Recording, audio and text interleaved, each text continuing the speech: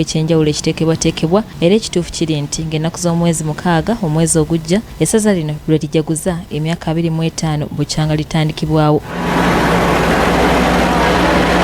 Mu kiseera kino okuyoyota kugenda mu maaso era ng'eddimu erisinga liteekeddwa okumaliriza wankaaki ayingira ku lutikko n'okumaliriza ekizimbe ky'abagenyi obwaguuga ekituumiddwa St. Paul Hotel. Father Dr. Lawrence Kizito Kimbowa akuliddemu enteekateeka zonna atubuulidde nti bali mu kuwumbawumba buli kye bateekateeka okukola. Okujjawo emiti egyo tulyoke tusiigeko langi ate oluvannyuma tulyoke tuyiwe wansi koolaasi. Oluguudo lwaffe luno lugenda kuba lwa koolaasi nga oluguudo olw'ekijjukizo kyaffe. Kyokka Father Kimbowa agamba nti bakyetaagira ddala ensimbi eziwera okumaliriza omulimu guno, bw'atyo n'asaba abakkiriza okutuukiriza obuvunaanyizibwa bwabwe. Buli kati ssente ze tufuna zonna ezijjawo zigenda ku kuzimba.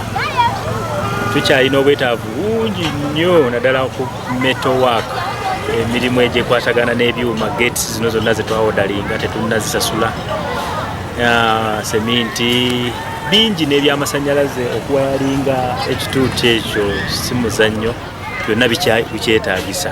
Annyonnyodde nti mu bingi bye bateeseteese okukola mulina okusamba omupiira wakati w'abafaaza n'ababaka ku lukiiko lw'eggwanga olukulu. Si gwa bwereere, omupiira buli anajja okugulaba gugenda ojja kuyingirira siringi 15,000. Buli omu tumukunga ajje alabe. Ekisooka jangu olabe ku memba wa paalamenti wo abeere tamulabangako.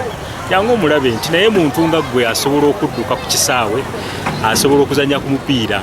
Buli muntu yenna waali gwe kikwatako ne bw'oba tozaalibwa mu Kasana, ate nsaba bazaalibwa mu Kasana Luweero ate mmwe mubeere ku mwanjo nnyo. Tetwagala kujja ku olwo nga bakutulaga bulazi. Mujje tutaddewo drive ez'enjawulo, tugenda kubeerako mu bitundu eby'enjawulo nga tunoonyayo ssente kubanga zeetaagisa.